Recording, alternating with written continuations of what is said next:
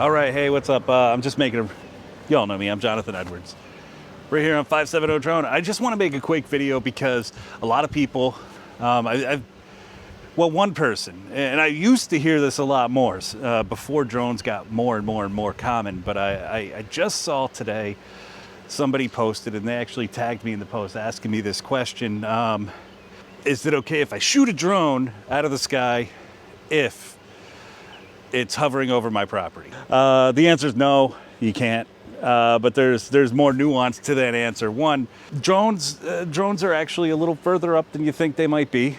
And they're probably further away than you think they might be. I'll actually show you what I mean by that in a minute. So stay tuned for like the next minute, and I'll go ahead and actually show you. Secondly, damaging somebody else's property is not okay. And that drone does belong to somebody else. Some people have commented that you do own air rights above your property, and that is true up to 18 feet above ground level. And above ground level is like the tallest object in your little space of your property. So you own your property 18 feet above the top of your house. What else? Oh, there's the idea of discharging a firearm in a neighborhood, in a residential area. That might actually be a felony, but don't quote me on that. I'm not even gonna bother looking it up. Somebody's gonna know the answer to that, but it's not legal, I know that. So there's all those factors that say no, you can't shoot a drone that's hovering over your property out of the sky. Now, other people were commenting, and the original poster was really concerned about the person spying on her property. It's a genuine, honest question. I mean, drones are relatively new, and there's a lot of questions that haven't been answered about them, but it's nearly impossible to spy with a drone, for one. The reason it's nearly impossible to spy with a drone is because, one, they're all using wide-angle cameras. Even the one with a zoom lens has like a 50-millimeter equivalent on the long end. So that's one reason. So these wide-angle lenses mean you have to get really close in order to actually see something. Secondly, drones are loud. So combine that with the fact that they have wide-angle lenses, you need to get really close. You need to, like, in order to identify a person on screen, you need to actually be flying like 10 feet away, maybe 20 feet, to identify that person. I'm gonna show you that right now. So we're gonna take like an average standard drone, the DJI Mavic Air 2, which is gonna be one of the most common drones on the market. And it's also one of the quietest drones on the market. And I'm gonna show you what I mean by this drone is way too loud to actually spy on somebody, and the field of view is too wide to actually be close enough to see somebody without them hearing it, making it an extremely ineffective tool for spying. So the drone we're going to use is the DJI Mavic Air 2 right here. This drone is one of the quietest drones on the market today, and it's also one of the most affordable. It's like $700. You should buy this drone. I'm going to show you what I mean by I'm going to show you what you see from a drone. And I'm here in a residential neighborhood. I'm not going to fly over people, so all is good. All right, so check it out. I took a moment to set up the drone. We're ready to launch now. And Paulette has agreed to let me try to spy on her. So what I'm going to do is I'm going to launch the drone, and then I'm going to send Paulette over into our backyard here. And I'm gonna try to spy on her with this drone. You'll see exactly what I mean by it's near impossible to spy on people. So here we go. Take off.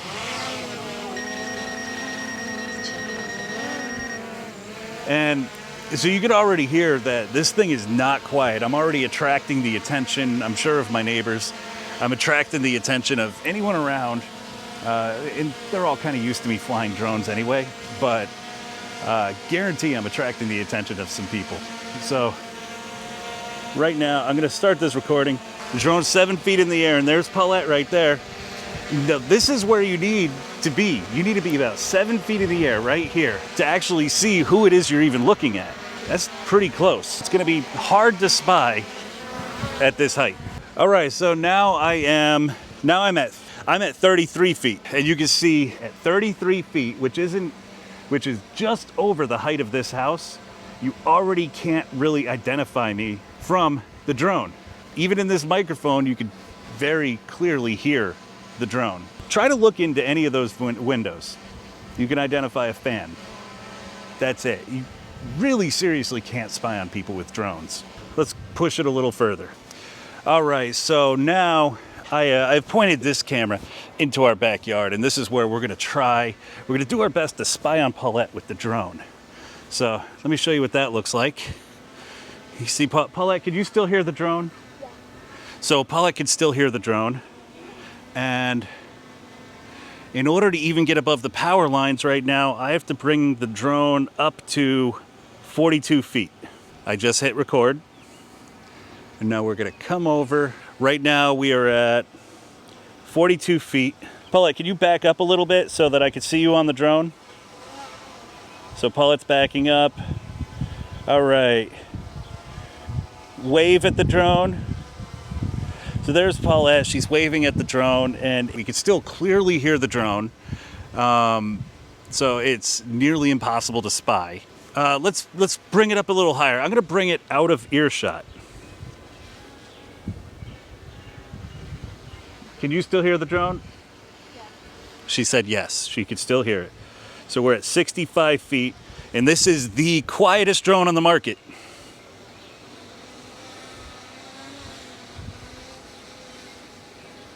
Paula, can you still hear the drone? Yeah. She could very clearly hear the drone. Now, you probably can't hear it on the microphone. I can still hear it. Clear as day. Okay, at about 100 feet, I've stopped. You can still hear the drone. You can still very clearly hear the drone, but I would argue that at about 100 feet, you can't hear it well. Like, only if you're really kind of paying attention to it, but Paulette says, if you can't hear her, she said that the sound of that drone right there would get her attention if she was out here. And this is at 100 feet, and you can see what it looks like on the screen here. You can see what it looks like at 100 feet.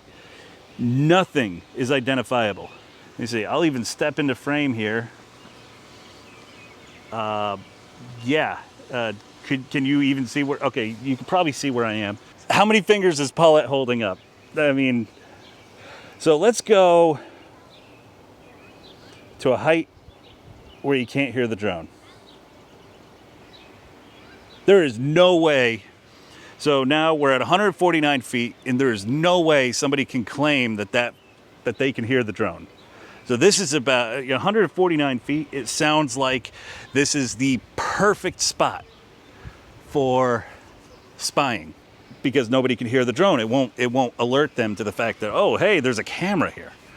Like, you can't even tell there's a person in the yard. It is impossible to effectively spy with a drone. You fly your drone over somebody's property, it's gonna be hard. And here's something interesting, right? It looks like it's right above us. It is not right above us. The drone is further away than you think it is, so it's not above your property. It's almost never above your property.